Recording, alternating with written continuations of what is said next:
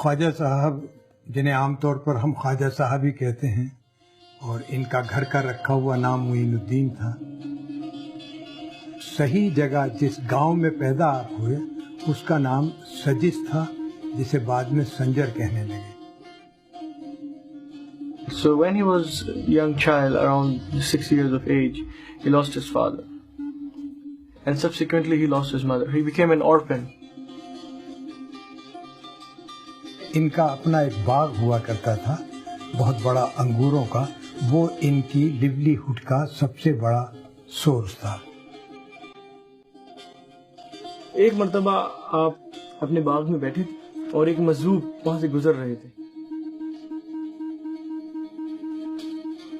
خواجہ صاحب کے سب سے بڑے اسپریچول ٹیچر جن کا نام ابراہیم قندوزی تھا وہ خواجہ صاحب کے باغ کی طرف نکل آئے. اب مجذوبوں کا جو معاملہ ہے وہ ایک الگ معاملہ ہے. وہ ایک پل میں آپ کو کہاں سے کہاں پہنچا.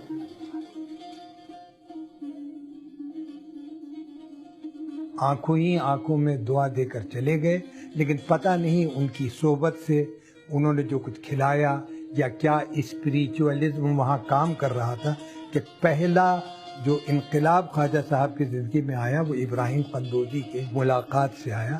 انہوں نے اپنی ایک چکی تھی وڈ مل اس کو بھی بیچا, باغ کو بھی بیچا اور سب چیزیں غریبوں میں تقسیم کی اور وہ نکل گئے کہ مجھے I am to search the truth, I am to search God.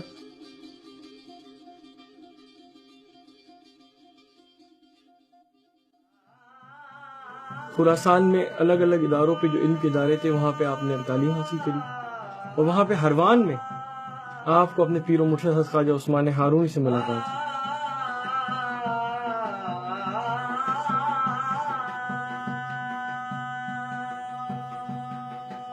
They went together to the pilgrimage. They went to Makkah together. They went to Medina Sharif together. تو آپ کو بشارت ہوئی پروفیٹ محمد صلی اللہ علیہ وسلم کی طرف سے کہ معین الدین آپ ہند چلے جائیں.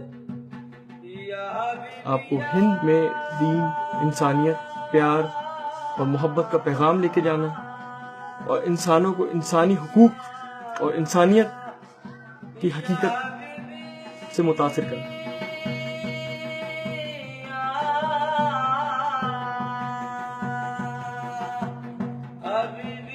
اس طرح سے آپ اپنا سفر پورا کرتے ہوئے ایران اور افغانستان ہوتے ہوئے سندھ سے داخل ہوئے ہندوستان میں, پھر لاہور تشریف لائے. So after 40 days he proceeded to Delhi and from there he came to Ajmer.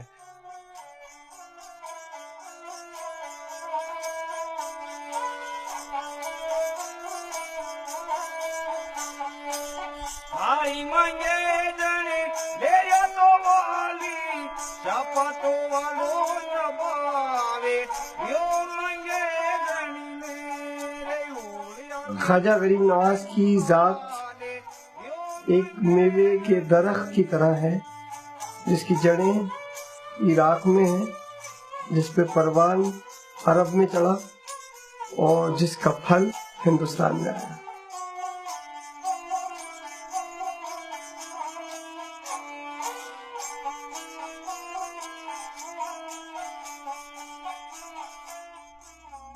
When Khwaja Sahib came, the Indian subcontinent was very different from today. Ajmer میں جب آئے ہیں تو یہاں کا پولیٹیکل سینیریو بڑا عجیب و غریب تھا. اس وقت ہندوستان اس شکل میں نہیں تھا, نہ اس شکل میں تھا جو کبھی اشوکا کا ہندوستان تھا. چھوٹے چھوٹے حصوں میں حکومتیں تقسیم تھیں. اس وقت کا جو دور تھا وہ کافی مختلف تھا. There were huge differences among the masses. جو عوام تھی اس کے اندر امیری غریبی کا تقاضا تھا. There was huge caste system. آپ نے یہاں پہ لوگوں کو اپنایا, ان لوگوں کو اپنایا جن کو معاشرے نے, جن کو سوسائٹی نے نگلیکٹ کر دیا تھا اور نکال دیا تھا معاشرے سے, جن کی ایک سوسائٹی میں کوئی جگہ نہیں تھی. ان لوگوں کو غریب نواز نے اپنایا, گلے لگایا, ان کو انسان ہونے کا احساس دلایا. تو لوگوں نے اس چیز کو اپنے دل سے اپنایا کیونکہ وہ روشنی دکھی جو لوگ اندھیرے میں جی رہے تھے ان کو وہ روشنی دکھی جہاں پہ وہ اپنے آپ کو دیکھ سکے, اپنے آپ کو ایک انسان ہونے کا احساس کر سکے. تو غریب نواز وہ روشنی لے کے آئے ہندوستان میں جس کی اس وقت کمی تھی.